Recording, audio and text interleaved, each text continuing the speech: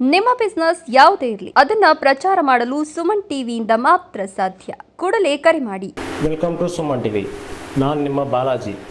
ಇವತ್ತು ಚಿಕ್ಕಬಳ್ಳಾಪುರದಲ್ಲಿ ನಡೀತಾರೋ ಅಂಥ ರಾಜಕೀಯ ಇಡೀ ಕರ್ನಾಟಕದಲ್ಲಿ ಎಲ್ಲೂ ನಡೀತಾ ಇಲ್ಲ. ಒಂದೇ ಪಕ್ಷದವರೇ ಎರಡೆರಡು ಗುಂಪು ಆಗಿದೆ. ಇದ್ರ ಬಗ್ಗೆ ನಮ್ಮ ಮುಂದೆ ಇದ್ದಾರೆ ಸೀನಿಯರ್ ಲಾಯರು, ರಾಜಕೀಯ ನಾಯಕರು ಹಾಗೂ ರಾಜಕೀಯ ವಿಶ್ಲೇಷಕರಾದ ಮಠಮಪ್ಪ ಅವರು ನಮ್ಮ ಜೊತೆಲಿದ್ದಾರೆ. ಈ ಚಿಕ್ಕಬಳ್ಳಾಪುರ ರಾಜಕೀಯದಲ್ಲಿ ಏನೇನು ನಡೀತಾ ಇದೆ, ಏನೇನು ಗೊಂದಲ ಐತೆ ಅನ್ನೋದು ಈ ಒಂದು ಪ್ರೋಗ್ರಾಮ್ ಮುಖ್ಯ ಉದ್ದೇಶ. ಬನ್ನಿ ಸರ್, ಸ್ವಾಗತ. ನಮಸ್ತೆ. ಸುಮನ್ ಟಿವಿಗೆ ನಮಸ್ಕಾರ. ನಿಮಗೂ ಕೂಡ ನಮಸ್ಕಾರ. ಸರ್, ಇತ್ತೀಚೆಗೆ ನೀವು ನೋಡ್ತಾ ಇದ್ರ ನಮ್ಮ ಚಿಕ್ಕಬಳ್ಳಾಪುರದಲ್ಲಿ ರಾಜಕೀಯ ಅಂದರೆ ಎಲ್ಲರೂ ಭಯ ಬೀಳೋಂಥ ಇದೆ. ಒಂದು ಕಡೆ ರಾಯಲಸೀಮಾ ರಾಜಕೀಯನ, ಇಲ್ಲ ಪಲ್ನಾಡು ಅಂತ ಆಂಧ್ರದಲ್ಲಿ ಇನ್ನೊಂದು ಕಡೆ ಇದೆ. ಈ ತೊಡೆ ಕಟ್ಟು ತಟ್ಟೋದಾಗಲಿ, ಭುಜ ತಟ್ಟೋದಾಗಲಿ, ಈ ಥರ ಒಂದು ರಾಜಕೀಯ ನಡೀತಾ ಇದೆ. ಚಿಕ್ಕಬಳ್ಳಾಪುರ ಅಂದ್ರೇ ಕರ್ನಾಟಕದಲ್ಲಿ ಇಲ್ಲ, ಇನ್ನೂ 2 ವರ್ಷ ಇದೆ. ಬಟ್ ಆದ್ರೂ ಚಿಕ್ಕಬಳ್ಳಾಪುರ ರಾಜಕೀಯ ಫುಲ್ಲು ಬಿಸಿ ಆಗಿದೆ. ಇದಕ್ಕೆ ಏನು ಸರ್ ಮೇನ್ ಕಾರಣ? ಇಲ್ಲ, ಇದು ರಾಜಕೀಯ ಅಂತಕ್ಕಂಥದ್ದು ಇವತ್ತು ಹೊಸದಾಗಿ ಇವತ್ತೇನೋ ಬೆಳವಣಿಗೆಗಳು ಆಗ್ತಾ ಇರ್ತಕ್ಕಂಥದ್ದು ಅಲ್ಲ. ರಾಜಕೀಯ ಅಂತಕ್ಕಂಥದ್ದು ನಾವು ರಾಜ ಮಹಾರಾಜರ ಕಾಲದಲ್ಲೂ ಕೂಡ ರಾಜಕೀಯ ನಡೀತಾ ಇತ್ತು. ಅದರದೇ ಆಗಿರ್ತಕ್ಕಂಥ ಒಂದು ಅಡಿಯಲ್ಲಿ ತಂತ್ರಗಾರಿಕೆಗಳು, ಪ್ರತಿತಂತ್ರಗಾರಿಕೆಗಳು ನಡೀತಾ ಇತ್ತು. ಹಾಗಾಗಿ ಚಿಕ್ಕಬಳ್ಳಾಪುರ ವಿಧಾನಸಭಾ ಕ್ಷೇತ್ರದಲ್ಲಿ ಹೊಸದಾಗಿ ಏನೋ ಒಂದು ರಾಜಕೀಯ ಬೆಳವಣಿಗೆ ಅಥವಾ ಏನೋ ಒಂದು ನಡೀತಾ ಇದೆ ಅನ್ನೋದಕ್ಕಿಂತ ಮೊದಲು, ಆಮೇಲೆ ತಾವು ಆಂಧ್ರ ಅಂತ ಹೇಳಿದ್ರಿ. ಆಂಧ್ರದು ಅಂತ ಹೇಳಿದಾಗ ನಾವು ಆಂಧ್ರ ಪ್ರದೇಶದ ರಾಜಕೀಯಕ್ಕೂ ನಮ್ಮ ಚಿಕ್ಕಬಳ್ಳಾಪುರ ಅಥವಾ ಕರ್ನಾಟಕ ರಾಜಕೀಯಕ್ಕೆ ತುಂಬ ಅಜಗಜಾಂತರ ವ್ಯತ್ಯಾಸ ಇದೆ. ಹೌದು. ಆ ರೀತಿ ರಾಯಲಸೀಮೆ ರಾಜಕಾರಣ ಚಿಕ್ಕಬಳ್ಳಾಪುರದಲ್ಲಿ ಇಲ್ಲ, ಬರೋ ಚಾನ್ಸಸ್ ಕಾಣಿಸ್ತಾ ಇದೆ. ಅದು ಹೇಳಕ್ಕಾಗಲ್ಲ. ಅದನ್ನ ತಾವು ಹೇಳಿದ್ರಲ್ಲ, ಮುಂದೆ ಹೇಳಕ್ಕಾಗಲ್ಲ. ಬರ್ಬೋದು ಅಥವಾ ಬಿಡ್ಬೋದು ಗೊತ್ತಿಲ್ಲ. ಆದರೆ ಬೆಳವಣಿಗೆಗಳಂತೂ ಕೂಡ ಅದು ನಿರಂತರವಾಗಿ ನಡೀತಾನೆ ಇರ್ತದೆ. ಈ ರಾಜಕೀಯ ಅಂದ್ರೇ ಹೆಂಗೆ ಅಂದರೆ, ಯಾವಾದರೂ ಒಬ್ಬರು ಬೆಳೀತಾ ಇದ್ದಾರೆ ಅಂದರೆ ಅವ್ರನ್ನ ತುಳಿಯೋದು ಅಥವಾ ಕಾಲೆಳೆಯತಕ್ಕಂಥದ್ದು, ಅದು ಆಡಳಿತ ಪಕ್ಷದಲ್ಲೇ ಆಗ್ಬೋದು ಅಥವಾ ವಿರೋಧ ಪಕ್ಷಗಳಲ್ಲೇ ಆಗ್ಬೋದು. ದುಶ್ಮನ್ ಮೇ ಕ್ಯಾ ಹೈ ಅಂದರೆ ಬಗಲ್ ಮೇ ಅನ್ನಂಗೆ ಇದು ಎಲ್ಲ ಕಡೆನೂ ಕೂಡ ಇರ್ತಕ್ಕಂಥದ್ದೇ. ಆದರೆ ಒಂದು ರಾಜಕಾರಣಿ ಆಗಿರ್ತಕ್ಕಂಥವನು, ಯಾರೇ ಒಬ್ಬ ರಾಜಕಾರಣಿ ಆಗಲಿ, ಅವೆಲ್ಲವನ್ನು ಕೂಡ ಫೇಸ್ ಮಾಡಿಕೊಂಡು ಎದುರಿಸ್ಕೊಂಡು ಹೋಗ್ಬೇಕಾಗ್ತದೆ. ಜೊತೆಗೆ ಫೇಸ್ ಮಾಡ್ಕೊಂಡು ಎದುರಿಸ್ಕೊಂಡು ಹೋಗೋದ್ರ ಜೊತೆಗೆ ಸಾಮಾಜಿಕ ಕಾಳಜಿ ಇರಬೇಕಾಗ್ತದೆ, ಮತ್ತು ನಾಯಕರ ಬಗ್ಗೆ ಕಾಳಜಿ ಇರಬೇಕಾಗ್ತದೆ. ಎಲ್ಲವನ್ನು ಕೂಡ ವಿಶ್ವಾಸಕ್ಕೆ ತಗೊಂಡು ಒಳ್ಳೆಯದು ಕೆಟ್ಟದ್ದು ಯೋಚನೆ ಮಾಡಿ ಅದನ್ನು ಕೆಟ್ಟದ್ದನ್ನ ದೂರ ಮಡಗಿ ಒಳ್ಳೆದನ್ನ ರಿಸೀವ್ ಮಾಡಿಕೊಂಡು ಅದು ಯಾವುದೇ ರಾಜಕಾರಣಿ ಆಗಿ ಮುನ್ನಡೆದ್ರೆ ಖಂಡಿತವಾಗಿಯೂ ಕೂಡ ಯಶಸ್ಸು ಸಿಗ್ತದೆ. ಆದರೆ ಇವತ್ತು ರಾಜಕೀಯ ಬೆಳವಣಿಗೆಗಳು ನಾನು ಕೂಡ ಚಿಕ್ಕಬಳ್ಳಾಪುರದಲ್ಲಿ ಸೂಕ್ಷ್ಮವಾಗಿ ಗಮನಿಸ್ತಾ ಇದ್ದೀನಿ.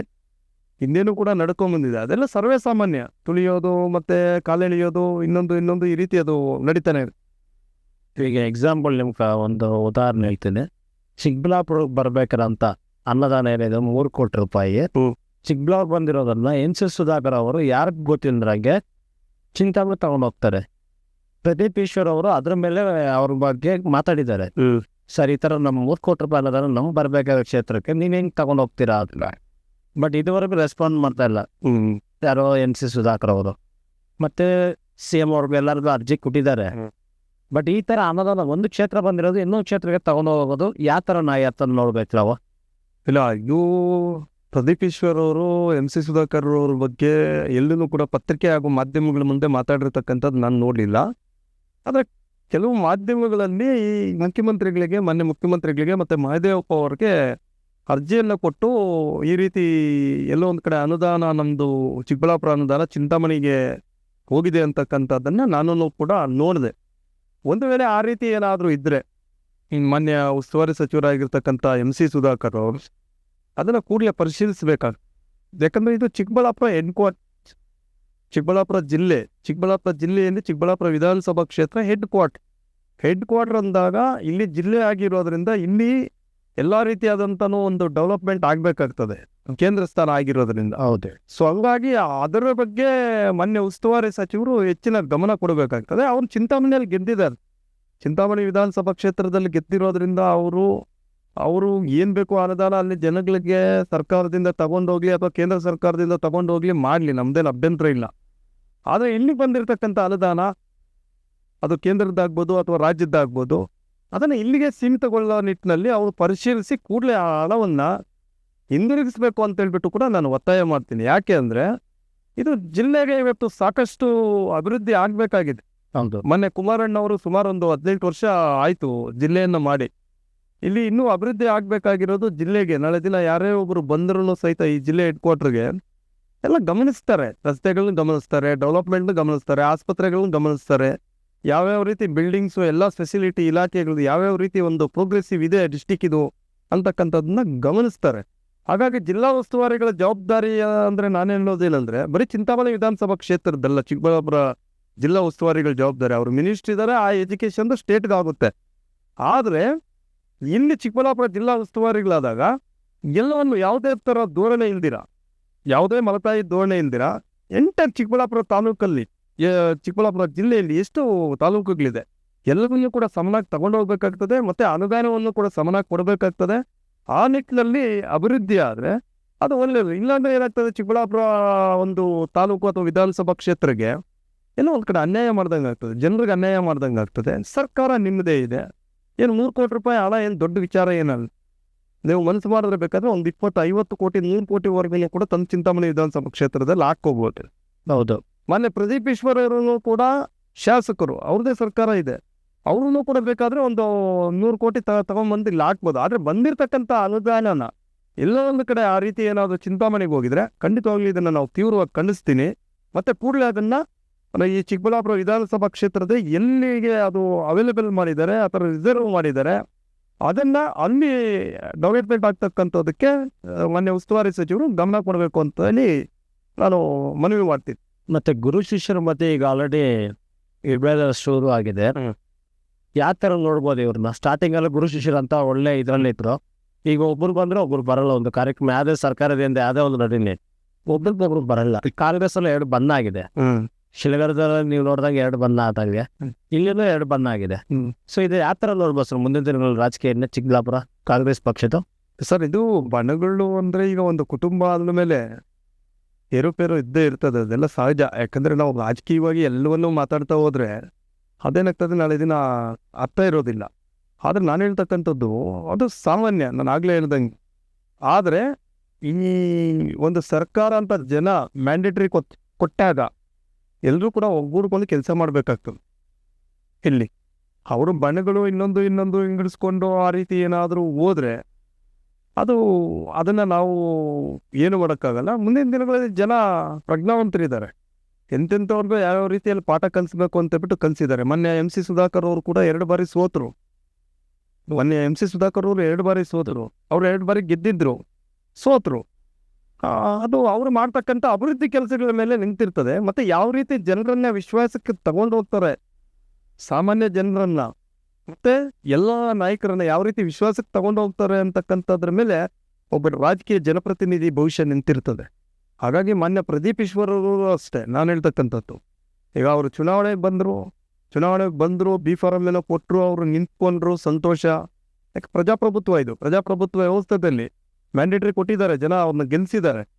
ಅದನ್ನು ನಾವು ಅಕ್ಸೆಪ್ಟ್ ಮಾಡಲೇಬೇಕಾಗ್ತದೆ, ನಾವೆಲ್ಲೇ ಇರಲಿ ಅಕ್ಸೆಪ್ಟ್ ಮಾಡಬೇಕಾಗ್ತದೆ. ಆದರೆ ಅವಕಾಶ ಸಿಕ್ಕಿದಾಗ ಒಬ್ಬ ಜನಪ್ರತಿನಿಧಿ, ಅದು MLA ಆಗ್ಬೋದು ಅಥವಾ ಇನ್ನೊಬ್ಬ ಆಗ್ಬೋದು, ಯಾರೇ ಆಗ್ಬೋದು, ನಾನು ಕೂಡ ಜನಪ್ರತಿನಿಧಿ ಆಗಿದ್ದೋನೆ.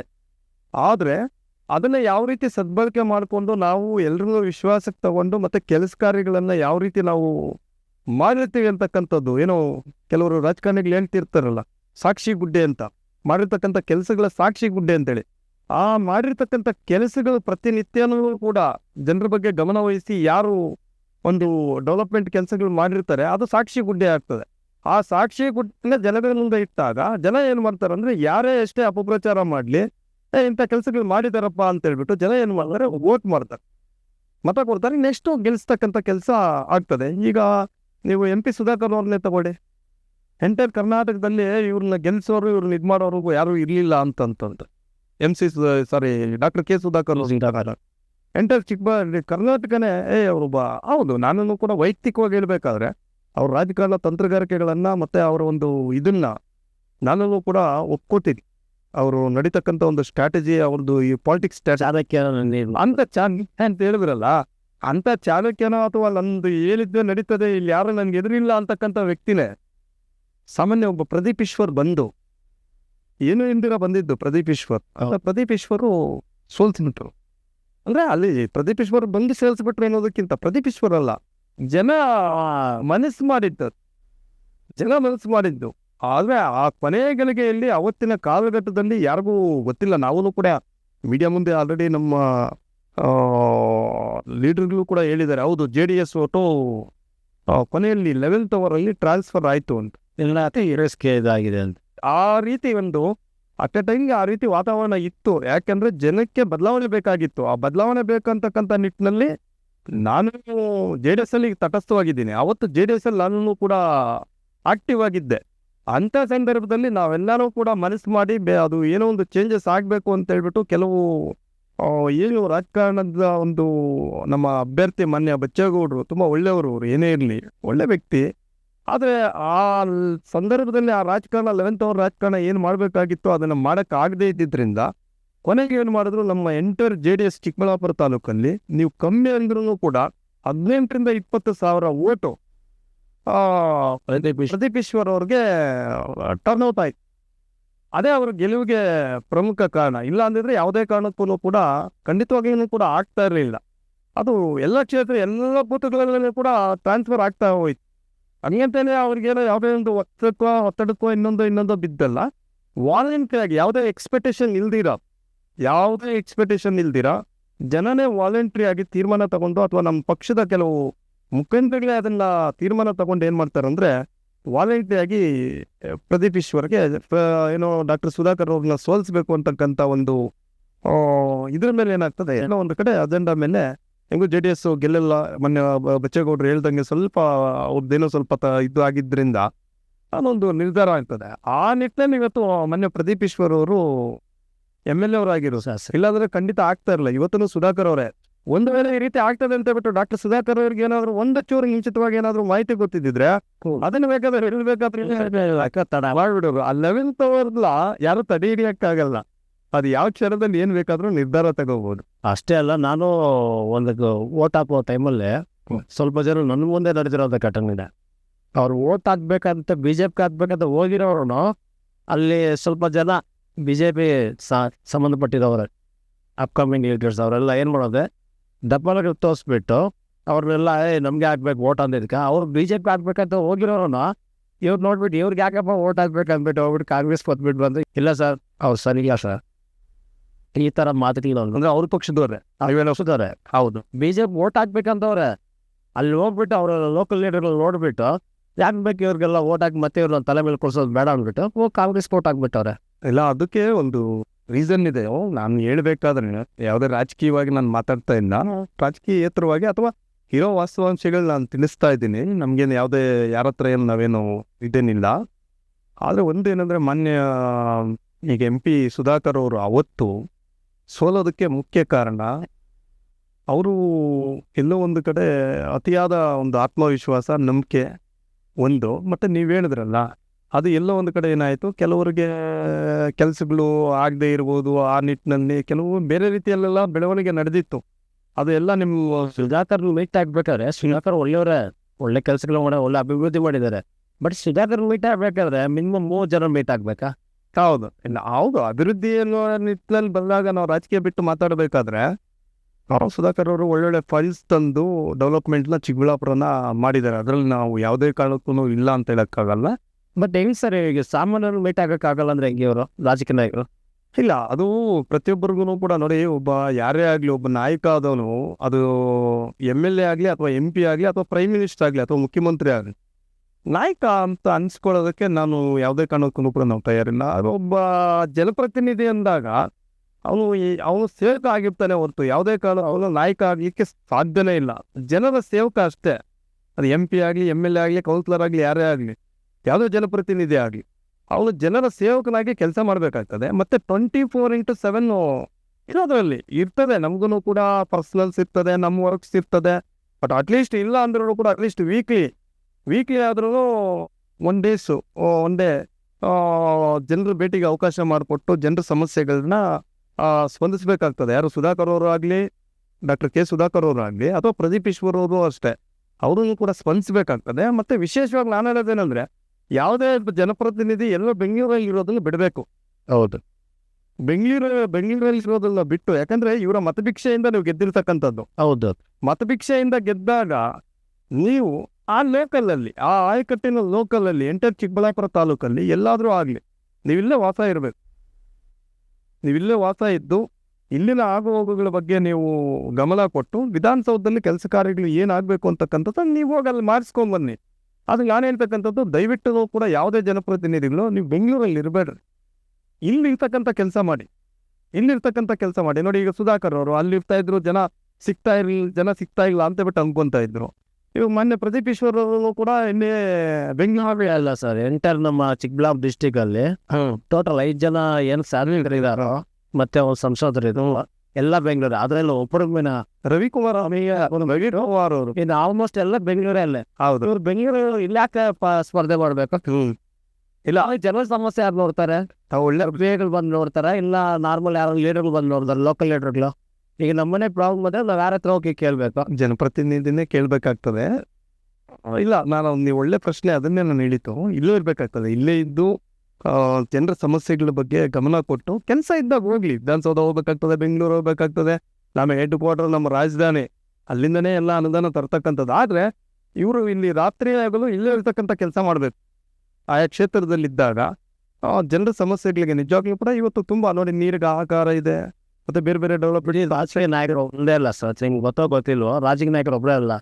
ನಮ್ಮ ಮೇನ್ ಯಾರು ಈ ಕೆಳಗಡೆ ಇರ್ತಾರಲ್ಲ, ಈ ಕಮಿಷನರ್ ಆಗ್ಬೋದು, DC ಆಗ್ಬೋದು, ಡಾಕ್ಟರ್ಗಳಾಗ್ಬೋದು, ನಮ್ಮ DC ಅವ್ರು ಬಿಟ್ಟು ಮತ್ತೆ SK ಅವರು ಇಲ್ಲೇ ಇದ್ದಾರೆ. ಮಿಕ್ಕಿರೋ ಗೌರ್ಮೆಂಟ್ ಮೇನ್ ಎಂಪ್ಲಾಯೀಸ್ ಯಾರ್ಯಾರು ಇದ್ದಾರೋ ಸರ್ಕಾರ ಸಂಬಂಧ ಪ್ರತಿಯೊಬ್ಬರು ಬೆಂಗಳೂರದಲ್ಲೇ ಟ್ರಾವೆಲ್ ಮಾಡ್ತಾರೆ. ಇಲ್ಲ, ಅವ್ರು ಅಲ್ಲಿ ಬರೋದು ಯಾವಾಗ, ಇಲ್ಲಿ ಜಾಪಿಗೆ ಬರೋದು ಯಾವಾಗ, ತಾಲೂಕು ಆಫೀಸಲ್ಲಿ ಹೋಗಿ 1 hour 2 hour ಕಾದ್ರೂ ಯಾರು ಬರೋಲ್ಲ. ಅಲ್ಲ, ನನಗನ್ಸಿರೋ ಪ್ರಕಾರ ಏನಂದ್ರೆ, ಈಗ ಅಫಿಷಿಯಲ್ಸು ಕೆಲವರೆಲ್ಲನೂ ಏನಾಗ್ತದೆ, ಅವರು ಟ್ರಾನ್ಸ್ಫರ್ಗಳು ಆಗ್ತಾ ಇರ್ತಾರೆ, ಬರ್ತಾ ಇರ್ತಾರೆ, ಹೋಗ್ತಾರೆ, ಅವ್ರಿಗೆ ಪರ್ಮನೆಂಟ್ ಇರಲ್ಲ. ಇದಕ್ಕೆ ಕೊಟ್ರಲ್ಲ ಸರ್, ಕೊಟ್ರೆ ಮತ್ತೆ ಹಿಂಗೆ ಇರಬೇಕಲ್ವಾ? ಮಕ್ಕಳ ವಿದ್ಯಾಭ್ಯಾಸಕ್ಕೂ ಅಥವಾ ಇನ್ನೊಂದು ಏನಾದರೂ ಇರ್ಬೋದು. ನಾನು ಅದೇ ಹೇಳ್ತಾ ಇರೋದು, ಯಾವುದೇ ಒಂದು ಅಧಿಕಾರಿ ಆಗಲಿ ಅಥವಾ ಜನಪ್ರತಿನಿಧಿ ಆಗಲಿ ಇಲ್ಲೇ ಇರ್ಬೇಕು ಸರ್. ಅಲ್ಲಿದ್ದಾಗ ಜನರ ಸ್ಪಂದನೆ ಆಗ್ತದೆ, ಅದು ಆಗ್ತಕ್ಕಂಥ ಕೆಲಸ ಆಗ್ಬೇಕು. ಈಗ ಒಬ್ಬರು ಭಾಗ್ಯಪಲ್ಲಿಂದ ಒಬ್ಬ ನಾರ್ಮಲ್ ಮನುಷ್ಯ ಇಲ್ಲಿ ಬಂದು ತಾಲೂಕು ಆಫೀಸಲ್ಲಿ ಏನೋ ಒಂದು ಕೆಲಸ ಇರ್ತದೆ, ಅಲ್ಲಿಂದ ಬರ್ತಾರೆ. ತಾಲೂಕು ಆಫೀಸ್ ಬರೋದೇ 2 ಗಂಟೆ ಆದರೆ ಅವ್ರು ಅಲ್ಲಿ ಬಂದು ಬೆಳಗ್ಗೆ 6 ಗಂಟೆ ಬಂದು ಇಲ್ಲಿ ಕಾಯ್ಕೊಂಡಿರ್ಬೇಕಾ? ಬಂದು ಮತ್ತೆ ಊಟ ಟೈಮ್ ಅಂತ ಮತ್ತೆ ಹೊರಟೋಗ್ತಾನೆ, ಮತ್ತೆ 4-5 ಗಂಟೆಗೆ ಮತ್ತೆ ಜಂಪ್. ಟೈಮ್ ಸಿಗಲ್ಲ. ಹೆಂಗೆ ಇವ್ರನ್ನ ಮೀಟ್ ಆಗ್ಬೇಕಾದ್ರೆ ಯಾವ ಥರ ಮೀಟ್ ಆಗ್ಬೇಕು? ಅದು ಸರ್ಕಾರ ತೀರ್ಮಾನ ಮಾಡಿ ಸ್ಟ್ರಿಕ್ಟಾಗಿ ವಾರ್ನ್ ಮಾಡಬೇಕಾಗುತ್ತೆ. ಮತ್ತು ಈಗ DC ಅವರು ಇರ್ಬೋದು, ಅವ್ರು ಕೂಡ ಎಲ್ಲ ಇಲಾಖೆಗಳಿಗೆ, ಯಾಕಂದರೆ ಅವರು ಎಲ್ಲ ಇಲಾಖೆಗಳಿಗೂ ಹೆಡ್ಡು. DC ಅವರು ಎಲ್ಲ ಇಲಾಖೆಗಳಿಗೂ ಹೆಡ್ ಆಗಿರೋದ್ರಿಂದ ಎಲ್ರಿಗೂ ಕೂಡ ಅವ್ರಿಗೆ ಒಂದು ಆದೇಶದ ಮೂಲಕ ಅವ್ರಿಗೆ ಹೇಳೋ ಮುಖಾಂತರ ಇಷ್ಟು ಟೈಮ್ಗೆ ತಾವು ಎಲ್ಲೇ ಇರಿ, ಇಲ್ಲಿ ಬಂದು ಇಷ್ಟು ಟೈಮಿಂದ ಏನು ವರ್ಕಿಂಗ್ ಟೈಮ್ ಇರ್ತದೆ, ಹೌದು, ಆ ವರ್ಕಿಂಗ್ ಟೈಮಲ್ಲಿ ಅಟ್ ಪ್ರೆಸೆಂಟ್ ಇರಬೇಕು. ಯಾರೇ ಆಗಿ ಫಿಂಗರ್ ಪ್ರಿಂಟ್ ಕೆಲಸ ಆಗಲ್ಲ ಸರ್, ಸರ್ಕಾರ ಆಗ್ತದೆ ಎಕ್ಸ್ಪೆಷಲಿ. ಈಗ ಎಲ್ಲ ಇಲಾಖೆಗಳಲ್ಲೂ ಕೂಡ ಮಾಡಿದ್ದಾರೆ ಫಿಂಗರ್ ಪ್ರಿಂಟ್. ಎಷ್ಟೊತ್ತಿಗೆ ಬಂದರು ತಮ್ಮ ಕೂಡ ವರ್ಕ್ ಇದೆ ಅಂತ ಇದೆ ಸರ್, ಇದೆ.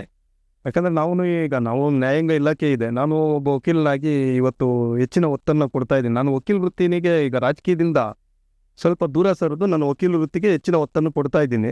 ಇವತ್ತೂ ಕೂಡ ನಮ್ಮ ಕೋರ್ಟು ಇಲಾಖೆಗೆ ಸಂಬಂಧಪಟ್ಟಿರ್ತಕ್ಕಂಥ ಸಿಬ್ಬಂದಿಗಳು ಅವರು 10 ಗಂಟೆಗೆಲ್ಲ ಬರ್ತಾರೆ, ಬಂದು ತಮ್ಮ ಕೊಡ್ತಾರೆ. ತಮ್ಮ ತಿರುಗಿ ಮತ್ತೆ ಈವ್ನಿಂಗ್ ಹೋಗ್ಬೇಕಾದ್ರೆ ಒಂದು 5:30-6 o'clockಗೆ ತಮ್ಮ ಕೊಟ್ಟು ಹೋಗ್ತಾರೆ. ನಾವು ಅಲ್ಲಿ ಇರ್ತೀವಿ, ನೋಡ್ತಾ ಇರ್ತೀವಲ್ಲ. ಎಲ್ಲ ಇಲಾಖೆಗಳಲ್ಲೂ ಕೂಡ ಇದೆ ಅದು. ಬಟ್ ಆದರೂ ತಾವು ಹೇಳ್ತಾ ಇರೋದ್ರಿಂದ ಯಾರೇ ಆಗಲಿ ಒಂದು ವಿಡಿಯೋ ತಮ್ಮ ಕೊಟ್ಬಿಟ್ಟು ಇನ್ನೆಲ್ಲ ಬೇಕಾದ್ರೂ ಹೋಗ್ಬಿಡ್ತೀರಿ, ಮತ್ತೆ ಸಾಯಂಕಾಲ ತಮ್ಮ ಹೌದು, ಅದಾಗಬಾರ್ದು.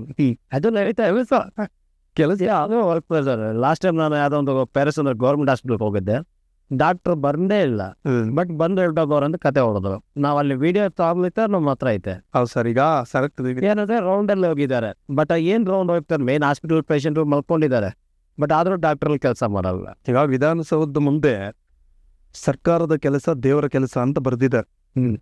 ಅದನ್ನ ಇಂಪ್ಲಿಮೆಂಟ್ ಮಾಡಬೇಕು. ಈಗ ಯಾವುದೇ ಒಬ್ಬ ಅಧಿಕಾರಿ ಆಗಲಿ ಅಥವಾ ಜನಪ್ರತಿನಿಧಿ ಅಂತ ಒಂದು ಫೀಲ್ಡ್ಗೆ ಸೇವೆಗೆ ಅಂತ ಬಂದಾಗ ಅದನ್ನು ಪ್ರಾಮಾಣಿಕವಾಗಿ ಮಾಡ್ತಕ್ಕಂಥ ಕೆಲಸ ಆಗಬೇಕು. ಆರೋಪಗಳು ಪ್ರತ್ಯಾರೋಪಗಳು ಬರ್ತಾ ಇರ್ತವೆ, ಅದು ರಾಜಕೀಯವಾಗ ಅಥವಾ ಇನ್ನೊಂದು ಬರ್ತವೆ, ಅದನ್ನೆಲ್ಲ ಪಕ್ಕಕ್ಕೆ ಮುಡ್ಗೋಣ, ಅದು ಬೇರೆ ಪ್ರಶ್ನೆ. ಬಟ್ ನಾವು ಯಾವ ರೀತಿ ಇದ್ವಿ, ಜನರಿಗೆ ಯಾವ ರೀತಿ ಸ್ಪಂದಿಸಿದ್ವಿ, ಎಷ್ಟು ಆನೆಸ್ಟ್ ಆಗಿದ್ವಿ, ಎಷ್ಟು ಸಿನ್ಸಿಯಾರಿಟಿ ಆಗಿದ್ವಿ, ಯಾವ ರೀತಿ ಜನರಿಗೆ ನಾವು ಕೆಲಸ ಮಾಡಿಕೊಟ್ಟಿದ್ವಿ ನಮ್ಮ ಕೈಲಾದ ಮಟ್ಟಿಗೆ. ಆಯಾ ಈಗ ನಾನು ಕೌನ್ಸಿಲರ್ ಆಗಿದ್ದೆ. ನನ್ನ ಕೌನ್ಸಿಲರ್ ಆಗಿದ್ದಾಗ ನಾನು ಯಾವ ರೀತಿ ಜನರ ಕಷ್ಟಕ್ಕೆ ನನ್ನ ಕೈಲಾದ ಮಟ್ಟಿಗೆ ಸ್ಪಂದಿಸಿದ್ದೀನಿ ಅದು ನಿಂತದೆ. ಒಬ್ಬ MLA ಅವರು ಅಷ್ಟೇ, MP ಅವರು ಅಷ್ಟೇ, ಯಾವ ರೀತಿ ಮಾಡ್ತಾರೆ ಅಂತಕ್ಕಂಥದ್ರ ಮೇಲೆ ಅದು ನಿಂತಿತ್ತು. ಬಟ್ ಏನಂದ್ರೆ ಸರ್, ಈಗ ರಾಜಕೀಯ ನಾಯಕರು ಬೆಂಗಳೂರಿಂದ ತಿಂಗಳಿಗೋ 2 ತಿಂಗಳಿಗೋ ಒಂದು ಕಿತಾಬ್ ಬರ್ತಾರೆ. ಬಂದಾಗ ಎಲ್ಲರೂ ಅವರು ಬಂದಿದ್ದಾರೆ ಅಂತ ಮಾಹಿತಿ ತಿಳ್ಕೊಂಡು ಒಂದು 50-60 ಜನ ಹೊರಟೋಗ್ತಾರೆ ಅವ್ರಿಗೆ ಮೀಟ್ ಆಗಬೇಕಾದ್ರೆ. ಅವ್ರಿಗೆ ಇವ್ರ ಹತ್ರ ಮಾತಾಡೋಕ್ಕೆ ಕಮ್ಯುನಿಕೇಶನ್ ಗ್ಯಾಪ್ ಸಿಗ್ತೈತೆ. ಸೊ ಅವಾಗ ಏನಾಗುತ್ತೆ ಪ್ರಾಬ್ಲಮ್ ಹೇಳ್ಕೊಳಕ್ಕಾಗ್ತಾ ಇಲ್ಲ. ಅವ್ರು ಇಷ್ಟೇ ಜನ ನೋಡ್ಬಿಟ್ಟು ಅವ್ರು ಏನಪ್ಪ ಇಷ್ಟು ಜನ ಬಂದ್ಬಿಟ್ರು ಅಂದ್ಬಿಟ್ಟು ಆಯ್ತು ಅಂತಾರೆ. ಇಲ್ಲ, ಈ ಥರ ಸಮಸ್ಯೆಗಳು ಆಗ್ತೈತೆ. ಪ್ರದೀಪ್ ಈಶ್ವರ್ ಅವರು ಇವತ್ತು ಅವ್ರು ಗೆದ್ದ ತಕ್ಷಣನೇ ಒಂದು ಸ್ಕೀಮ್ ಹಾಕೋದು. ಯಾರೇ ಆಗಲಿ ಒಂದು ಒಳ್ಳೆ ಕೆಲಸ ಮಾಡಿದಾಗ ನಾವು ಅಪ್ರಿಷಿಯೇಟ್ ಮಾಡಲೇಬೇಕಾಗ್ತದೆ. ಇವಾಗ ಡಾಕ್ಟರ್ K. ಸುಧಾಕರ್ ಅವರು ಆಗಿದ್ದಾಗ ಒಂದಷ್ಟು ವರ್ಕ್ಸ್ ಪ್ರೋಗ್ರೆಸ್ ಈಗ ಜನ ಮ್ಯಾಂಡೇಟರಿ ಕೊಟ್ಟಾಗ ಇವರು ಆಗಿದ್ದಾರೆ. ಇವರು ಕೂಡ ಈಗ ಹಳ್ಳಿಗಳಿಗೆ ಹೋಗ್ತಾ ಇದ್ದಾರೆ. ಹಳ್ಳಿಗಳಿಗೆ ಹೋಗಿ ಅಲ್ಲೇ ಕಷ್ಟ ಸುಖ ಕೇಳ್ತಕ್ಕಂಥ ಕೆಲಸನ ಮಾಡಿ ಅಲ್ಲೇ ಅಧಿಕಾರಿಗಳನ್ನ ಕರ್ಕೊಂಡೋಗಿ ಅಲ್ಲೇ ಕುಳ್ಳಿರಿಸಿ ಮಾತಾಡೋ ಏನೇನು ಸಮಸ್ಯೆ ಇದೆ ಅಲ್ಲೇ ಸಮಸ್ಯೆ ಸಾಲ್ವ್ ಮಾಡ್ತಕ್ಕಂಥ ಕೆಲಸ ಆಗ್ತಾ ಇದೆ. ನಾವಿಲ್ಲ ಅಂತ ಹೇಳಲಿಕ್ಕೆ ಬರಲ್ಲ. ಆದರೆ ಮೊನ್ನೆ ಪ್ರದೀಪ್ ಈಶ್ವರ್ ಅವರು ಇನ್ನೂ ಹೆಚ್ಚಿನ ಒತ್ತನ್ನು ಕೊಡಬೇಕು. 15 ದಿನಕ್ಕೂ 1 ತಿಂಗಳಿಗೆ ಒಂದ್ಸಾರಿ ಮನೆ ಭೇಟಿನೋ ಯಾವುದೋ ಒಂದು ಕಾರ್ಯಕ್ರಮ ನಮಸ್ತೆ ಚಿಕ್ಕಬಳ್ಳಾಪುರ ಏನೋ ಮಾಡ್ತಾ ಇದ್ದಾರೆ. ಅವ್ರಿಗೆ ನಮ್ಮ ಶಾಸಕ ಶಾಸಕರು ಅಂತ ಹೇಳ್ಬಿಟ್ಟು ಮಾಡ್ತಾ ಇದ್ದಾರೆ. ಆದರೆ ನಾನು ಹೇಳೋದೇನಂದ್ರೆ ಅದು ವೀಕ್ಲಿ 3 ಡೇಸ್ ಮಾಡ್ಕೊಂಡ್ರೆ ಅದು ಇನ್ನೂ ಜನರಿಗೆ ಅನುಕೂಲ ಆಗ್ತದೆ. ಮತ್ತು ಅವ್ರಿಗೂ ಕೂಡ ಹೆಸರು ಬರ್ತದೆ. 15 ದಿನ 1 ತಿಂಗಳಿಗೆ ಯಾವಾಗೋ ಫ್ರೀ ಬಂದಾಗ ಮಾಡಿದ್ರೆ ಅದು ಎಲ್ಲೋ ಒಂದು ಕಡೆ ಆಗ್ತದೆ. ಈಗ ಪಾಪ್ಯುಲೇಷನ್ ಜಾಸ್ತಿ ದೊಡ್ಡದಾಗಿದೆ. ಹೌದು, ಅದಕ್ಕೋಸ್ಕರ ಅದರ ಒಂದು ಪಾಪ್ಯುಲೇಷನ್ ನಾವು ನೋಡಿದಾಗ ಸಮಸ್ಯೆಗಳು ಕೂಡ ಅಷ್ಟೇ ತೀವ್ರ ರೀತಿಯಲ್ಲಿ ಇರ್ತದೆ. ಅದೆಲ್ಲ ಸಾಲ್ವ್ ಮಾಡಬೇಕಾಗಿರೋದು ಅಧಿಕಾರಿಗಳು ಮತ್ತು ಜನಪ್ರತಿನಿಧಿ. ಅಧಿಕಾರಿಗಳ ಕಡೆಯಿಂದ ಸಾಲ್ವ್ ಆಗದೆ ಇದ್ದಾಗ ಅದಕ್ಕಾಗೇ ನೇಮಕ ಮಾಡ್ತಕ್ಕಂಥದ್ದು ಜನಪ್ರತಿನಿಧಿ. ಆ ಜನಪ್ರತಿನಿಧಿ ಅದನ್ನೇ ನಾನು ಹೇಳಿದ್ದು, ಪ್ರಾಮಾಣಿಕವಾಗಿ ಕೆಲಸ ಮಾಡ್ಕೊಳ್ಬೇಕಾಗ್ತದೆ. ಆಮೇಲೆ ಅದು ಯಾವುದೇ ಪಕ್ಷ ಆಗಲಿ, ಬಟ್ ಯಾವುದೇ ಪಕ್ಷ ಆಗಲಿ ಸರ್, ಅದು ಯಾಕಂದರೆ ಗೆಲ್ಲೋವರೆಗೂ ಒಂದು ಪಕ್ಷ ಗೆದ್ದ ಮೇಲೆ ಆ ಜನಪ್ರತಿನಿಧಿ ಎಲ್ಲರಿಗೂ ಕೂಡ ಆ ಕ್ಷೇತ್ರದ ಜನಪ್ರತಿನಿಧಿ ಆಗಿರ್ತಾನೆ. ಇವಾಗ ನಾನು ಕೌನ್ಸಿಲರ್ ಆಗಿದ್ದೆ. ಇವಾಗ ನನ್ನ ಕ್ಷೇತ್ರದಲ್ಲಿ BJP ಅವರು ಇದ್ದಾರೆ, ಕಾಂಗ್ರೆಸ್ ಅವರು ಇದ್ದಾರೆ, JDS ಅವರು ಇದ್ದಾರೆ. ನಾನು JDS ಇಂದ ನಾನು ಗೆದ್ದಿದ್ದು. ಆದರೆ ಅಲ್ಲಿ ನಾವು ಯಾವತ್ತೂ ಕೂಡ ಯಾವುದೇ ರೀತಿ ಪಾರ್ಶಿಯಾಲಿಟಿಗೆ ನಾವು ಅವಕಾಶ ಮಾಡಿಕೊಟ್ಟಿಲ್ಲ. ಅಲ್ಲಿ ಯಾವುದೇ ಕಾರಣಕ್ಕೂ ಕೂಡ. ಆಮೇಲೆ ಜನರ ಮಧ್ಯೆ ನಮ್ಮ ಸ್ವಾರ್ಥಗಳು ರಾಜಕೀಯಗಳಿಗೆ ಜನಗಳ ಮಧ್ಯೆ ಅಲ್ಲಿ ಘರ್ಷಣೆಗಳು ಕೊಟ್ಟು ಅಲ್ಲಿರೋ ನೆಮ್ಮದಿನ ಹಾಳು ಮಾಡಿ ಈ ಸ್ವಾರ್ಥಗಳಿಗೆ ಬಳಸ್ಕೊಳ್ತಕ್ಕಂಥದ್ದು ಅದನ್ನ ನಾನು ಪ್ರಾಮಾಣಿಕವಾಗಿ ಹೇಳ್ತಾ ಇದ್ದೆ. ನಾನು ಆ ಕೆಲಸ ಮಾಡಿಲ್ಲ. ಇಲ್ಲ 8ನೇ ವಾರ್ಡಲ್ಲಿ ಹಿಂದೆ ಅದು JB ನಗರ ಸ್ವಲ್ಪ ತೀಕ್ಷ್ಣವಾದಂಥ ಒಂದು ಸೂಕ್ಷ್ಮ ಪ್ರದೇಶ. ಹಿಂದೆ ಸುಮಾರು ಗಲಾಟೆಗಳು ಅದು ಇದು ಆಗಿ ಕೇಸು FIRಗಳೆಲ್ಲ ಆಗಿದ್ವು. ನಾನು ಹೋದ್ಮೇಲೆ ಅವನ್ನೆಲ್ಲನೂ ಕೂಡ ಅವಾಯ್ಡ್ ಮಾಡಿ ನಾನೇ ಹೇಳ್ತಾ ಇದ್ದೆ ಖುದ್ದಾಗಿ ಅವ್ರಿಗೆ, ನೋಡ್ರಿ ನಾನು ಜನಪ್ರತಿನಿಧಿ 5 ವರ್ಷಕ್ಕಷ್ಟೇ ಇರೋವರೆಗೂ. ಆದರೆ ನನಗೋಸ್ಕರ ನೀವು ಅಲ್ಲಿ ಯಾವುದೇ ಕಾರಣಕ್ಕೂ ಕೂಡ ಇದು ಮಾಡ್ಕೊಳಕ್ಕೆ ಹೋಗ್ಬೇಡ್ರಿ. ಇನ್ನು ಅಲ್ಲಿ ಅಂತರ ಬಂದಿದ್ರೆ ಅವ್ರನ್ನೆಲ್ಲ ಒಂದು ಹತ್ರ ಕರೆದು ಪಕ್ಕದಲ್ಲಿ ಇರ್ತೀರಾ, ನೀವು ನೆಮ್ಮದಿಯಾಗಿ ನೀವು ಚೆನ್ನಾಗಿರ್ರಿ, ನಾವು ಬರ್ತೀವಿ ಹೋಗ್ತೀವಿ. ನಮ್ಮಿಂದ ನೀವು ಅಲ್ಲಿ ಎಗನಿಸ್ಟ್ ಮಾಡಿಕೊಂಡು ನಾಳೆ ದಿನ ನೀವು ನಿಮ್ಮ ನೆಮ್ಮದಿಗಳು ಹಾಳಾಗ್ತದೆ, ನಿಮ್ಮ ಕುಟುಂಬಗಳು ಹಾಳಾಗ್ತದೆ, ಮತ್ತು ಕೇಸುಗಳು ಬೀಳ್ತದೆ, ದುಡ್ಡು ಕಾಸು ಖರ್ಚಾಗ್ತದೆ. ಯಾವುದೇ ರಾಜಕಾರಣಿಗೋಸ್ಕರ ನೀವು ಯಾಕೆ ಆ ರೀತಿ ನೀವು ಮಾಡಕ್ಕೆ ಹೋಗ್ತೀರಾ? ಆಮೇಲೆ ಸುಮಾರು ಜನ ಇವತ್ತು ನೀವು ನೋಡ್ಬೋದು, ಮತ್ತೊಬ್ಬ ನನಗೆ ವಕೀಲ ಮತ್ತು ನಗರಸಭಾ ಸದಸ್ಯನ ನಾನು ಯಾವತ್ತೂ ಕೂಡ ನನ್ನ ಹಿಂದೆ ವಾಲಂಟಿಯರ್ ಬರ್ತಾ ಇದ್ರು. 10 ಜನ 20 ಜನ ಗೆದ್ದಾಗ ನಾನೇ ಅವ್ರಿಗೆ ಹೇಳಿದೆ, ನೋಡಪ್ಪ ದಯವಿಟ್ಟು ಕೂಡ ನೀವು ಬನ್ನಿ, ಏನೇ ಕೆಲಸ ಇರಲಿ ಬನ್ನಿ, ನನ್ನ ಕೈಲಾಗಿದ್ದು ನಾನು ಮಾಡಿಕೊಡ್ತೀನಿ. ನಿಮ್ಮ ಲೈಫನ್ನ ನೀವೇ ಕಟ್ಕೊಳ್ರಿ. ನಾನೇ ಅಲ್ಲ, ಯಾವ ರಾಜಕಾರಣಿಗೂ ಕೂಡ ಕಟ್ಕೊಡೋಕ್ಕಾಗಲ್ಲ. ಕಷ್ಟದಲ್ಲಿ ನಾವೇನೋ ನಮ್ಮ ಕೈಲಾಗಿದ್ದು ಸಹಾಯ ಮಾಡ್ಬೋದು. ಆದರೆ ನಿಮ್ಮದೇ ಆಗಿರ್ತಕ್ಕಂಥ ಒಂದು ವೃತ್ತಿ ಇರಲಿ. ನಿಮ್ಮ ತಂದೆ ತಾಯಿಗಳಿಗೂ ಕೂಡ ನೆಮ್ಮದಿ ಇರ್ತದೆ, ನಿಮಗೂ ಜವಾಬ್ದಾರಿ ಇರ್ತದೆ. ಅವಶ್ಯಕತೆ ಇದ್ದಾಗ ನಾವು ಭೇಟಿ ಮಾಡೋಣ. ಇನ್ನು ಮಿಕ್ಕಿದ ಟೈಮಲ್ಲಿ ಯಾವುದೇ ಕಾಲಕ್ಕೂ ಟೈಮ್ ಸ್ಪೆಂಡ್ ಮಾಡಿದಿರಾ ನೀವು ಒಂದು ಉದ್ಯೋಗಕ್ಕೋ ಅಥವಾ ಇನ್ನೊಂದಕ್ಕೋ ಸೇರಿಕೊಂಡು ನೀವು ಮುಂದೆ ಬರೋದನ್ನು ನೋಡಿ. ನೀವು ನಮ್ಮ ಜೊತೆ ಓಡಾಡ್ಕೊಂಡು ನೀವು ಸುಮ್ಮನೆ ಟೈಮ್ ವೇಸ್ಟ್ ಮಾಡಿಕೊಂಡು ನಾಳೆ ದಿನ ನಿಮ್ಮ ಲೈಫ್ಗಳನ್ನ ಯಾಕೆ ಕಾಲ್ ಮಾಡ್ಕೊತೀರಾ ಅಂತಬಿಟ್ಟು ಹೇಳಿ ನೋಡಿ. ನೀವು ಇವತ್ತು ಎಲ್ಲ ಕಡೆನೂ ನೋಡಿ, ನಮ್ಗೆ ಯಾವುದೇ ಕಾರಣಕ್ಕೂ ಕೂಡ ನನ್ನ ಜೊತೆಯಲ್ಲಿ ಒಂದಿಬ್ಬರು ಕೂಡ ಇರಲ್ಲ. ಆಮೇಲೆ ರಾಜಕಾರಣದಲ್ಲಿ ನಾವು ಒಳ್ಳೇದು ಮಾಡಬೇಕಾಗ್ತದೆ. ನಮ್ಮ ಸ್ವಾರ್ಥಗಳಿಗೆ ರಾಜಕೀಯ ಮಾಡಿದ್ರೆ ಅದು ಅದರಲ್ಲಿ ನಡೆಯಲ್ಲ. 2 ದಿನ ಅಷ್ಟೇ ಅದೆಲ್ಲ. ಮತ್ತೆ ನೀವು ಹೇಳಿದ್ರಿ JDS ಅಂತ, JDS ಮತ್ತು BJP ಮೈತ್ರಿ ಕೂಟಮಿ. ಸೊ ಇಲ್ಲಿ ಏನಾಗಿದೆ ಅಂದರೆ, ನಮ್ಮ Chikkaballapur MP doctor K. Sudhakar ಅವರು ಮತ್ತು ಮೇಲೂರು ರವಿ ಶಾಸಕರು, ಇವ್ರ ನಡುವೆ ಏನು ನಡೀತೈತೆ? ಯಾಕೆ JDS BJP ಮತ್ತೆ ಡಿವೈಡ್ ಆಗೋ ಚಾನ್ಸಸ್ ಆಯ್ತಾ? ಇಲ್ಲ, ಇತ್ತೀಚೆಗೆ ನಾನು ನೋಡಿದೆ, ಅದೊಂದು ನಿಮ್ಮ ಮಾಧ್ಯಮಗಳನ್ನೇ ನೋಡಿದೆ, ನಾನು ಪತ್ರಿಕೆಗಳಲ್ಲೂ ಕೂಡ ಬಂದಿತ್ತು. ಮೊನ್ನೆ MP ಸುಧಾಕರ್ ಅವರು ಏನೋ ಒಂದು ವರ್ಡ್ ಅಂದಿದ್ದಾರೆ, ಯಾವುದೋ ಒಂದು ವಿಚಾರಕ್ಕೆ ಡಾಕ್ಟರ್ MC ಸುಧಾಕರ್ ಅವರು ಮತ್ತೆ ಮೊನ್ನೆ ರವಿಕುಮಾರ್ ಅವರು ಏನೋ ಯಾವುದೋ ಒಂದು ಇಶ್ಯೂ ರೈತ ಹೋರಾಟಗಾರರ ಒಂದು ಅಲ್ಲ, ರೈತರ ಹೋರಾಟಕ್ಕೆ ಬಂದಾಗ ಇವರೆಲ್ಲ ಸೇರ್ಕೊಂಡು ಸಂತಕ್ಕೆ ಹೋದಾಗ ಕಲ್ರು ಅಂತ ಒಂದು ತೆಲುಗಲ್ಲಿ ಏನೋ ಒಂದು ವರ್ಡ್ ಅಂದಿದ್ದಾರೆ. ಬಟ್ ಅವ್ರು ಯಾಕಂದ್ರು ಏನು ಯಾವ ರೀತಿ ಯಾವ ಸಂದರ್ಭದಲ್ಲಿ ಅಂದ್ರು ಅಂತ ಹೇಳ್ಬಿಟ್ಟು ಗೊತ್ತಿಲ್ಲ ನನಗೆ. ಬಟ್ ಆ ಪದನ ಬಳಸದೇ ಇರಬೇಕಾಗಿತ್ತು, ಯಾಕಂದ್ರೆ ಇವತ್ತು ಮೇಲೂರು ರವಿಕುಮಾರ್ ಅವರು ಚಿಕ್ಕಬಳ್ಳಾಪುರದ ಶಿಡ್ಲಘಟ್ಟ ವಿಧಾನಸಭಾ ಕ್ಷೇತ್ರದ ಒಬ್ಬ ಶಾಸಕರು. ಅವರು ಅಲ್ಲಿನ ಕ್ಷೇತ್ರಕ್ಕೆ ಸೀಮಿತ, ಬೇರೆದು ಯಾವುದಕ್ಕೂ ಕೂಡ ನಾ ಕಂಡಂಗೆ. ಯಾಕಂದ್ರೆ ನನ್ಗೆ ತುಂಬ ಆತ್ಮೀಯರು ರವಿಕುಮಾರ್ ಅವರು, ನಮ್ಗೆ ಎಲ್ಲೇ ಸಿಕ್ಕಿದ್ರು ಪ್ರೀತಿಯಿಂದ ಮಾತಾಡಿಸ್ತಾರೆ. ಆದರೆ ಅವರು ಎಲ್ಲೂ ಕೂಡ ಯಾಕಂದ್ರೆ ಇರೋ ಸತ್ಯ ವಾಸ್ತವಾಂಶನೇ ಮಾತಾಡ್ಬೇಕಾಗ್ತದೆ. ನಾವು ಇಲ್ಲಿರೋದ್ರಲ್ಲಿ ಯಾರನ್ನೋ ಹೊಗ್ಲಕ್ಕೆ ತೆಗ್ಲಕ್ಕಲ್ಲ, ಅದು ಜನಕ್ಕೂ ಕೂಡ ಗೊತ್ತಿದೆ, ನಾನೇನು ಹೇಳೋದನ್ನಲ್ಲ. ಅವರು ಯಾವುದೇ ಕಾಲಕ್ಕೂ ಅವರ ವ್ಯಾಪ್ತಿ ಎಷ್ಟಿದೆಯೋ ಅಷ್ಟಕ್ಕೆ ಮಾತ್ರ ಸೀಮಿತಗೊಂಡು ಏನು ಕೆಲಸ ಮಾಡಬೇಕು ಅಷ್ಟೇ ಮಾಡ್ತಾರೆ ಅವರು. ಅವ್ರ ವ್ಯಾಪ್ತಿ ಮೀರಿ ಇವಾಗ ಚಿಕ್ಕಬಳ್ಳಾಪುರಕ್ಕೆ ಬಂದು ಏನೋ ರಾಜಕೀಯ ಮಾಡೋದು ಅಥವಾ ಇನ್ನೊಂದು ಹತ್ರ ಹೋಗಿ ಏನೋ ರಾಜಕೀಯ ಮಾಡೋದು ಅವ್ರಿಗೆ ಬೇಕಾಗೇ ಇಲ್ಲ. ನನ್ನ ಕ್ಷೇತ್ರ ನಂದಷ್ಟೇ. ಮತ್ತು ಎಲ್ಲರೂ ಕೂಡ ಕಾಣಿಸ್ಕೊಳ್ಳಲ್ಲ ಅವರು ಮೀಡಿಯಾಗಳ ಮುಂದೆ ಅಥವಾ ಇನ್ನೊಂದು ಮುಂದೆ ಫೋಕಸ್ ತಗೊಂಡು ಅಥವಾ ಏನೋ ಅದು ಇದು ಬಿಲ್ಡಪ್ ಪ್ರಚಾರದಲ್ಲಿ ಕೂಡ ತಗೊಳ್ತಕ್ಕಂಥ ವ್ಯಕ್ತಿತ್ವ ಮಾನ್ಯ ಶಾಸಕರಾಗಿರ್ತಕ್ಕಂಥ ರವಿಕುಮಾರ್ ಅವ್ರದ್ದಲ್ಲ. ಬಟ್ ಇವತ್ತು ಇಂಡಸ್ಟ್ರಿಯಲ್ಲಿ ಬೇಕಾಗ್ತದೆ. ಇವತ್ತು ಇಂಡಸ್ಟ್ರಿಯಲ್ಲೂ ತುಂಬ, ಯಾಕಂದರೆ ಈ ಚಿಕ್ಕಬಳ್ಳಾಪುರ ಜಿಲ್ಲೆ ಆದಮೇಲೆ ಎಲ್ಲ ಚಿಕ್ಕಬಳ್ಳಾಪುರ ಜಿಲ್ಲೆಯಲ್ಲಿ ಅದು ಚಿಕ್ಕಬಳ್ಳಾಪುರ ಆಗ್ಬೋದು, ಶಿಡ್ಲಘಟ್ಟ ಆಗ್ಬೋದು, ಚಿಂತಾಮಣಿನ ಅಥವಾ ಬಾಗೇಪಲ್ಲಿನ ಅಥವಾ ಗೌರಿಬಿದನೂರು ಇಂಡಸ್ಟ್ರಿಯಲ್ ಬೇಕಾಗ್ತದೆ. ಯಾಕಂದರೆ ಈಗ ಉದ್ಯೋಗಗಳ ಅವಕಾಶ ತುಂಬ ಇದೆ, ಬೇಕಾಗಿದೆ.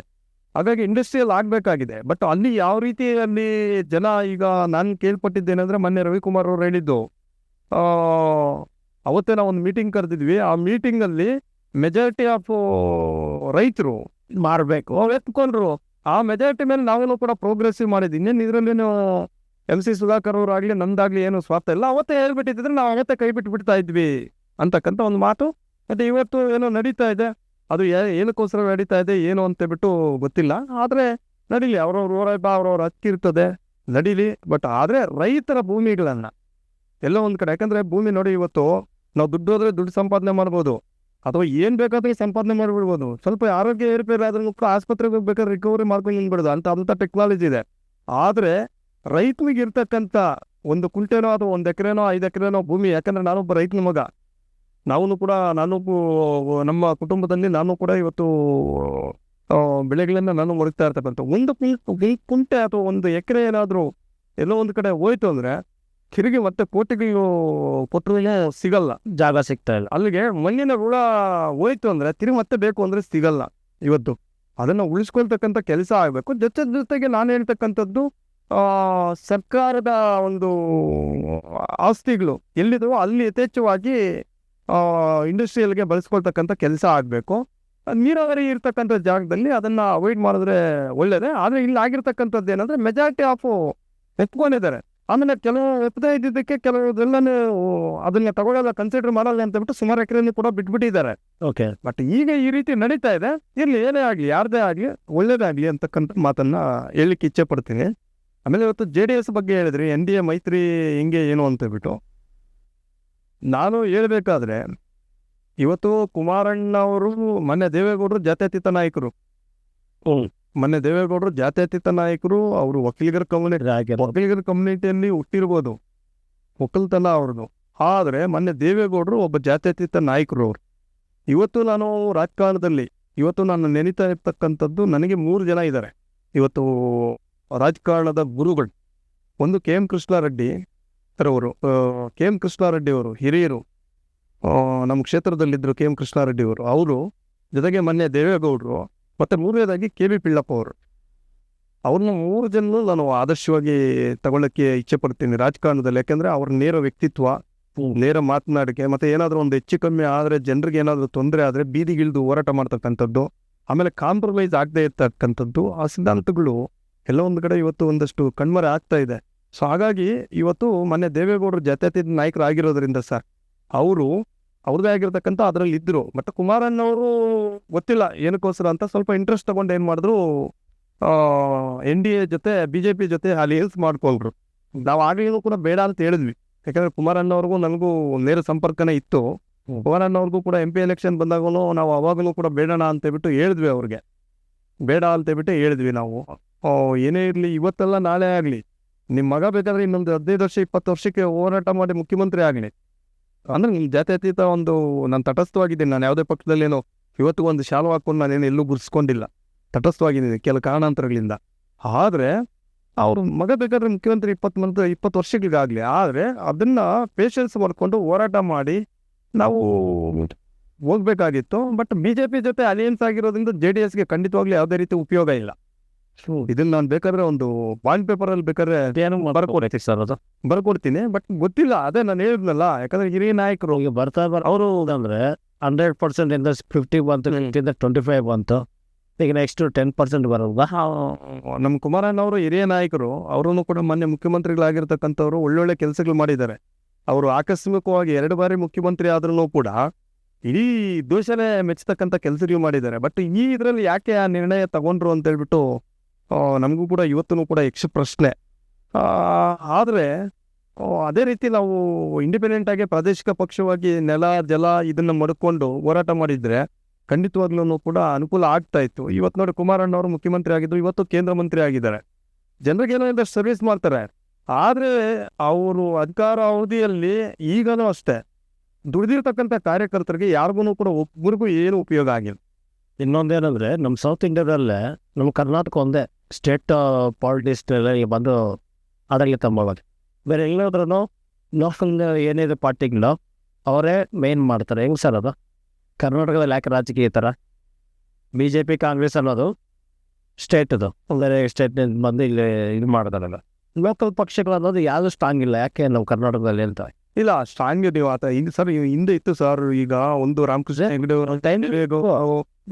ಇರ್ತಕ್ಕಂಥ ಸಿದ್ದರಾಮಯ್ಯ ಕಾಂಗ್ರೆಸ್ ಅನ್ನೋದು ಮೇನ್ ಟಾರ್ಗೆಟ್ ಬಂದ. ಅದೇ ನಾನು ಹೇಳೋದು ಏನಂದ್ರೆ ಇದೆ ಸರ್, ಈಗ ಏನಾಗಿದೆ ನೋಡಿ, ಈಗ ಏನಾಗ್ತಾ ಇದೆ ಅಂದ್ರೆ, ಈಗ ಕಾಂಗ್ರೆಸ್ ಗೌರ್ಮೆಂಟ್ ಇತ್ತು, ಏನು ಕೆಲಸ ಮಾಡಲಿಲ್ಲ ಅಂತ ಹೇಳ್ಬಿಟ್ಟು ಜನ ಏನ್ ಮಾಡ್ತಾರೆ, BJP ಕೊಡ್ತಾರೆ. ಹೌದು, ತಿರುಗಿ BJP ಏನೋ ಮಾಡಿಲ್ಲ ಅಂತ ಹೇಳ್ಬಿಟ್ಟು ಮತ್ತೆ ಹೋಗ್ತಾರೆ ಕಾಂಗ್ರೆಸ್ ಕೊಡ್ತಾರೆ. ಇದು ಆಗ್ತಾ ಇದೆ. ಇದು ಬಿಟ್ಟು ಆಲ್ಟರ್ನೇಟಿವ್ ಆಗ್ಬೇಕು. ಈಗ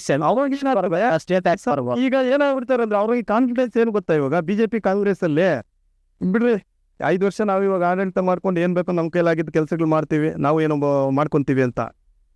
BJP ಅವರು ಅಷ್ಟೇ 5 ವರ್ಷ ನಾವೇನಾದ್ರು ಮಾಡ್ಕೊಂತೀವಿ, ಏನೋ ಇರ್ತೀವಿ ಅಂತ ಹೇಳ್ಬಿಟ್ಟು ಅವ್ರಿಗೆ ಸೆಲ್ಫ್ ಕಾನ್ಫಿಡೆಂಟ್ ಬಂದ್ಬಿಟ್ಟಿದೆ. 5 ವರ್ಷ ಅವರು 5 ವರ್ಷ ನಾವು ಅಂತಕ್ಕಂಥದ್ದು. ನಾನು ಈಗ 5 ವರ್ಷ ನಾವು ಗ್ಯಾಪ್ ಆಗಿದ್ರೂ ಪರವಾಗಿಲ್ಲ, ನಂಗೆ ಎತ್ತದಿರ್ತದೆ ಅಲ್ಲ. ಈಗ ನೋಡ್ತಾ ಇದ್ದಾರೆ. ಅದು ಬಿಟ್ಟು ಸರ್, ಯಾಕೆಂದ್ರೆ ಯಾವುದೇ ಒಂದು ಅದು ನ್ಯಾಷನಲ್ ಪಾರ್ಟಿ ಆಗಿರ್ಲಿ ಅಥವಾ ಪ್ರಾದೇಶಿಕ ಪಕ್ಷ ಆಗಲಿ, ಅದು ಬಿಟ್ಟು ಆಲ್ಟರ್ನೇಟ್ ಥಿಂಕ್ ಮಾಡಬೇಕು. ಜನ ರೆಡಿ ಇದ್ದಾರೆ.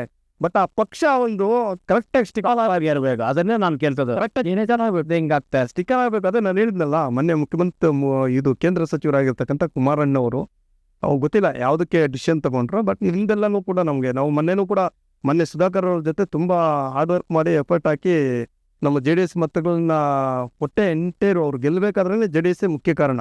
ಇವತ್ತು JDS ವಿರುದ್ಧನೇ ಮಾತಾಡ್ತಾ ಇದ್ದಾರೆ ಯಾರು, ಸುಧಾಕರ್ ಅವರು. ಆದರೆ ಅವ್ರು ಗೆಲ್ಲಬೇಕಾದ್ರೆ ಅವ್ರು ಕಣ್ಣೀರು ಹಾಕ್ಕೊಂಡು, ನಾನು ಇವತ್ತು 11 ತಿಂಗಳು ನಾನು ಎಲ್ಲೋ ಒಂದು ಕಡೆ ವನವಾಸ ಅನುಭವಿಸಿದ್ದೀನಿ, ಅಜ್ಞಾತವಾಸ ಅನುಭವಿಸ್ಬಿಟ್ಟಿದ್ದೀನಿ. ಆಮೇಲೆ ನಾವೊಂದು ಕಾರ್ಯಕ್ರಮ ಒಂದು ಚೌಟ್ರಿಯಲ್ಲಿ ಮಾಡಿದಾಗ ಅಲ್ಲಿ ಬಂದು ಹತ್ಕೊಂಡು, ಮತ್ತೆ ಎಲ್ಲೋ ಒಂದು ಕಡೆ ನನ್ನಿಂದ ಕೆಲವು ಮಿಸ್ಟೇಕ್ಗಳಾಗಿದೆ, ದಯವಿಟ್ಟು ಕೂಡ ಕ್ಷಮಿಸಿ, ಇನ್ನು ಮುಂದೆ ಆ ರೀತಿ ನಡ್ಕೊಳ್ಳಲ್ಲ ಅಂತ ಹೇಳ್ಬಿಟ್ಟು. ಯಾಕಂದರೆ ಆಗೆಲ್ಲ ಸ್ವಲ್ಪ ಎಲ್ಲರ ಮೇಲೂ ಸ್ವಲ್ಪ JDS ಪಕ್ಷದ ಹಳ್ಳಿಗಳಲ್ಲಿ ಕೇಸುಗಳು ಅದು ಇದು ಎಲ್ಲ ಆಗಿ ಇದಾಗಿರೋದ್ರಿಂದ ನಾವು ಸ್ವಲ್ಪ ಬೇಸರದಲ್ಲಿದ್ದರು. ಬಟ್ ಅದನ್ನ ಅವರು ಮನೆಯಲ್ಸ್ಕೊಂಡ್ರು. ಅವತ್ತಿನ ದಿನದಲ್ಲಿ ಮಾತಾಡಿ ನನ್ನ ಕಡೆಯಿಂದ ಅದೇ ಥರ ಅಲ್ವಾ ತಪ್ಪಾಗಿದೆ ಅಂತ. ಸರ್ ಅದೇ ಥರ ಅಂತಂದರೆ ಹೇಳೋಕ್ಕಾಗಲ್ಲ. ಅದೇ ಇಲ್ಲಿ ಮಾತಾಡಬಾರ್ದಾಗಿತ್ತು, ಮಾತಾಡಿದ್ದಾರೆ. ಇವಾಗ ಏನಾಗಿದೆ, ಇಷ್ಟು ಉಲ್ಬಣಗೊಳ್ತಾ ಇದೆ ಈ ರೀತಿ. ಅಲ್ಲಿ ನಿತ್ರೆ ಆಗಿದೆ ಸ್ಟೇಟಲ್ಲಿ ನ್ಯಾಷನಲ್ ಜೊತೆ. ಆಮೇಲೆ ಅಲ್ಲಿ ಸ್ಟೇಟ್ ಲೆವೆಲ್ ಲೀಡರ್ಗಳು ಎಲ್ಲ ಚೆನ್ನಾಗಿದ್ದಾರೆ. ಬಟ್ ಆದರೆ ಲೋಕಲಲ್ಲಿ ಯಾವುದೇ ಕಾರಣಕ್ಕೂ ಕೂಡ ನೋಡಿ ಈ ರೀತಿ ಭಿನ್ನಮತಗಳು ಬರ್ತದೆ. ವಾಸ್ತವಾಂಶ ಹೇಳ್ಬೇಕಾ, ಏನು ರೂಲ್ಸ್ ಆಗಲ್ಲ ಸರ್. ಏನಾಗ್ತದೆ ಇಲ್ಲಿ, ಈಗ ನಾನು ಕಷ್ಟಪಟ್ಟು ನಮ್ಮದೇ ಆಗಿರ್ತಕ್ಕಂಥ ಒಂದು ವರ್ಕ್ ಮಾಡ್ಕೊಂಡು ಬಂದಿರ್ತೀನಿ. ಈಗ ನಾಳೆ ಅಲ್ಲಿ ಯಾರಿಗೋ ಬಿಟ್ಕೊಡ್ಬೇಕು, ಯಾರಿಗೋ ಮಾಡಬೇಕು ಅಂತಂದರೆ, ಅಲ್ಲಿಗೆ ನಾವು ದುಡಿದಿರ್ತಕ್ಕಂಥದ್ದು, ನಾವು ಕಷ್ಟಪಟ್ಟಿರ್ತಕ್ಕಂಥದ್ದು, ನಾವು ಜನ ಸಂಪಾದನೆ ಮಾಡಿರ್ತಕ್ಕಂಥದ್ದು ಎತ್ಕೊಂಡೋಗಿ ಬೇರೆಯವ್ರಿಗೆ ಯಾರಿಗೋ ಬೆಳುವಳಿ ಕೊಟ್ಟಂಗೆ ಆಗ್ತದೆ. ಹಾಗಾಗಿ ಅಲಿಯನ್ಸು ಇವತ್ತು BJP ಜೊತೆ ನೀವು ನೋಡಿ, ನೀವು ಇತಿಹಾಸ ಪುಟಗಳನ್ನು ತೆಗೆದು ನೋಡಿ. ಈಗ ಯಾವುದು ಬೇಡ, ನಿತೀಶ್ ಕುಮಾರ್ದವ್ರದ್ದು ಏನಾಯಿತು, ಅಲಿಯನ್ಸ್ ಮಾಡ್ಕೊಂಡಿದ್ದರಿಂದ ಇವತ್ತು ಅವರು ಮುಖ್ಯಮಂತ್ರಿ ಸ್ಥಾನದಿಂದನೇ ಕೆಳಗಿಳಿಬೇಕಾಯಿತು. ಇವತ್ತು ನಾವು ದೇಶದಲ್ಲಿ ಚಿತ್ರಣ ನಾವು ತೆಗೆದು ನೋಡಿದಾಗ, ಯಾರಾದರೂ ಅಲಿಯನ್ಸ್ ಮಾಡ್ಕೊಂಡಿರೋರು ಇವತ್ತುವರೆಗೂ ಕೂಡ ಆ ಪಕ್ಷ ಇರ್ತಕ್ಕಂಥ ಒಂದು ಅಸ್ತಿತ್ವನ ಕೈಗೊಳ್ತಾ ಹೋಗಿದೆಯೇ ಹೊರತು ಉಳಿಸ್ಕೊಂಡಿರ್ತಕ್ಕಂಥ ಕ್ಷೇತ್ರ ನೀವು ಭಾರತ ದೇಶದಲ್ಲಿ ನೋಡಿ ಖಂಡಿತ ಇಲ್ಲ. ಅಂದ್ರೆ ಇದು ಏನಂದ್ರೆ ಪ್ರಾದೇಶಿಕ ಪಕ್ಷಗಳು ತುಳಿಬೇಕು, ಆ ನೇಟ್ ಇರ್ತದಲ್ಲ. ಇವತ್ತೇನಾಗ್ತದೆ ಅಂದ್ರೆ ನೋಡಿ, ಈ ಭಾಗದಲ್ಲಿ ಬಿಜೆಪಿಗೆ ಓಟಲ್ಲಿ ಬೀಳ್ತಾ ಇರಲಿಲ್ಲ ಸರ್, 1,000 2,000 ಬೀಳ್ತಾ ಇದ್ದಿದ್ದು ಓಟು. ಇವತ್ತು ಏನಾಗಿದೆ ಅಂದ್ರೆ ಸುಮಾರು ಇವತ್ತು ಟ್ರಾನ್ಸ್ಫರ್, ಯಾಕಂದ್ರೆ 40% ಮೊನ್ನೆ ಹಾಕಿದೀವಿ ಓಟು, ಇವಾಗ ಹಾಕಿದ್ರೆ ಏನಾಗ್ತದೆ ಅಂತ ಹೇಳ್ಬಿಟ್ಟು ಇವತ್ತು ನಮ್ಮ JDS ಓಟ್ ಎಲ್ಲನೂ ಇವತ್ತು ಬಿಜೆಪಿ ಫೇವರ್ ಆಗ್ತಾ ಇದೆ, ಕನ್ವರ್ಟ್ ಆಗ್ಬಿಟ್ಟವೆ ಆಟೋಮೆಟಿಕ್. ಆಗ್ಬಿಟ್ಟಿದೆ. ಸೊ ಆ ಥರ ಆದಾಗ ಏನಾಗ್ತದೆ ಅಂದ್ರೆ ಎಲ್ಲೋ ಒಂದು ಕಡೆ ಇದು ಮೈತ್ರಿ ಏನು ಶಾಶ್ವತ ಅಲ್ಲ, ಇದೊಂಥರ ಟೆಂಪ್ರವರಿ ಇದು.